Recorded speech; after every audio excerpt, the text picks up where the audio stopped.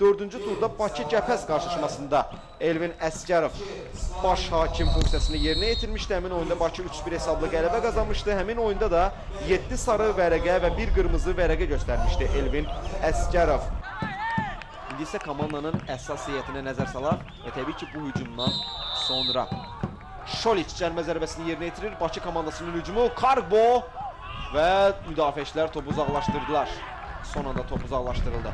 Sumqayıt görüşündə Uğur Pamuka hazırki referi Elvin Əsgərov qırmızı vərəqə göstərmişdi. Bakı komandasının hücumu top qapıya paralel olaraq keçir və qapı xəttindən çıxır. Səlahət Ağayev topu oyuna daxil edəcək. Bu isə bir qədər əvvəlki epizodun təkrarı idi. İbrahim Kargbo topa toxundu, amma son anda müdafiəçilər təhlükəni sovuşdurdular. Sumqayıt komandasının baş məşqçisi isə Almaniyalı Bernhard Rabda.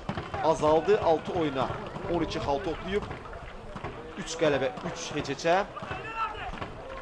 İlk üçlüyü isə Qarabağ tamamlayır 7 oyuna, 12 xal, 3 qələbə, 3 heçəçə, 1 məğlubiyyət.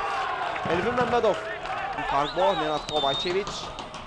Elvin Məmmədov bir rəqbini keçir cərimə meydançasındadır. Elvin Məmmədov, Məmmədovun zərbəsi çox pis alındı. Elvin Məmmədov, Bakı növbəti hücumunu qurmağa çalışır. Təbii ki, ilk dəqiqələrdən etibarən biz görürük ki, Sumqayıt, bu arada Bakı daha bir hücum, qapıya zərbə və Səlahət Ağayev əla oynayır. Səlahət Ağayev komandasını Real qoldan xilas etdi. Evangelos Mansios təcrübəli Yunan futbolçu hesabı aça bilərdi. Hücumçu fərqlənə bilmədi. Ən real qol vəziyyətidir bu qarşılaşmada. Elvin Məmmədovun ideal ötürməsi offside qeydə alınmadı. Yaxın güncü yaxşı bağladı Səlahət Ağayev. Çox gözəl bir hücum idi. Sol ayaqla zərbə və Səlahət əla oynayır.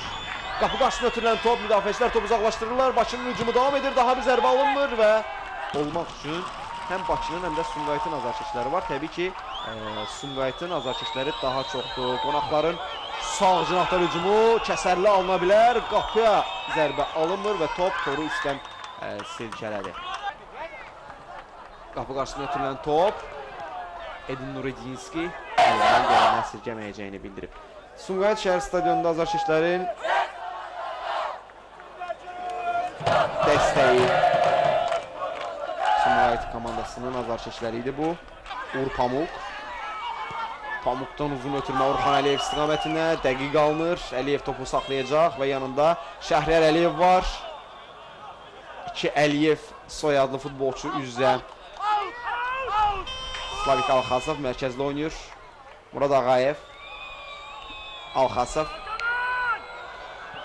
Qapı qarşısına ötürülən top. Başla zərbə və gol! Sumqayıt hesabı açır. Sumqayıt hesabı açdı. Pərviz Fərzad hesabı açır gözəl zərbə ilə. Sumqayıt komandası sürpriz etməyə davam edir. Mehdi Hüseynzadə adına Sumqayıt şəhər stadionunda. Pərviz Fərzad Azad yarı müdafiəçidir. 24 yaşı var bu futbolçunun və mövsüm ərzində 3-cü qolunu vurdu. Daha görə oyundan kənar vəziyyət var idi, yoxsa yox? Xeyr, offside-dan söhbət belə gedə bilməz. Çox gözəl bir ötürmə sol cinahdan və Pərviz Slavik Alxasovun məhsuldar ötürməsini qola çevirdi. Gözəl zərbə idi həqiqətən də. Edin Nuridinski heç nə edə bilmədi. Amma bu epizodda Orxan Əliyevin də gözəl daban ötürməsini qeyd etmək lazımdır. Görək Bakı bundan sonra nə edəcək? Bakı top ələ keçirir. Qarşılıqlı top itkiləri. Evangelos Mansios. Mansios irəliyir. Mansios. Ona Murad doymuş. Mane olmağa çalışır. Mansios. Gözəl ötürmə. Bakı hesabı bərabərləşdirə bilərdi, amma müdafiəçilər əla oynadılar bu epizodda. İnanılmaz vəziyyət. Davidas Kesnauskis topu boş qapıya vura bilmədi. Çox gözəl bir hücum Bakı komandası tərəfindən, amma Paytaxtın İnanatı komandası bundan istifadə edə bilmədi. Fikir verin, Evangelos necə ideal ötürdü topu komanda yoldaşına. Bu vəziyyətdə qapı boş idi, amma Davidas Kesnauskis fərqlənə bilmədi. Ona isə topu Elvin Məmmədov ötürmüşdü, amma Sumqayıtın 2 futbolçusu, bu Avtandil Hacıyev ilə Slavik Alxasov idi. Uğur Pamuk. Pamuk'un zərbəsi. Qapçı Dimuredinski. Yaxın ikinci yaxşı bağladı. Uğur Pamuk gözlənilməz zərbə indirdi. Yaxın ikincinin boş olduğuna fikir verin.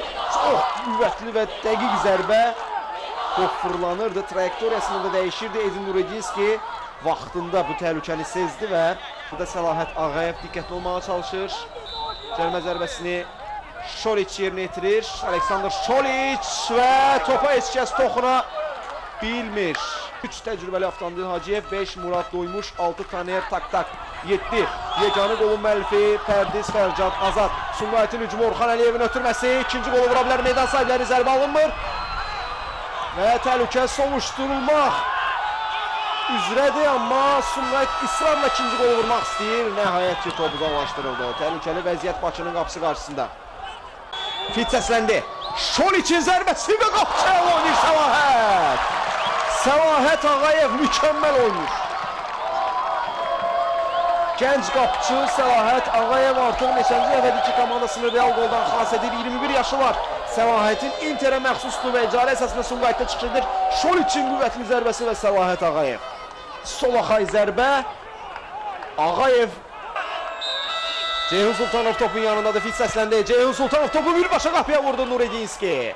Bayram Sumqayıt futbolçuları həqiqətən də əzimkarlığı ilə seçilirlər. Onları alqışlamaq lazımdır. Bakının hücumu və top qapıdan havalı keçdi. Bərabərlik qolunu vura bilərdi Evangelos Mantsios. 89-cu dəqiqədə Bakı qola çox yaxın oldu növbəti dəfə.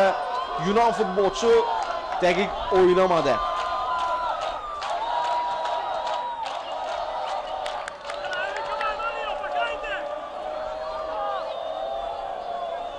Epizodun təkrarı. Yaxın məsafədən topu qapıya vura bilmədi. Çıxsaq, nəzərə almasaq, amma son saniyələrdə elə bir vəziyyət ola bilər ki, baxırıq Bakının hücumu və Səlahət Ağayev. Bəli, sanki Bakı mənim sözlərimi eşitdi futbolçular. Elvin Əsgərovun idarəçiliyində ikinci dəfə 1-0 hesablı qələbəyə yaxındır. Bu da penaltı. Sumqayıt 3 xalı qazanır. Təbrik edirik Sumqayıt azarkeşlərini, komandanı və bu komanda 4-cü sıraya yüksəlir, 10-cu xalını qazandı Sumqayıt. Bakı isə mövsümdə ilk məğlubiyyəti ilə üzləşir. Bakı 5 oyuna 6 xal, Sumqayıt 7 oyuna 10 xal. Yeganə qolu isə oyunun ən yaxşılarından biri Pərdiz Fərcad Azad vurdu 39-cu dəqiqədə.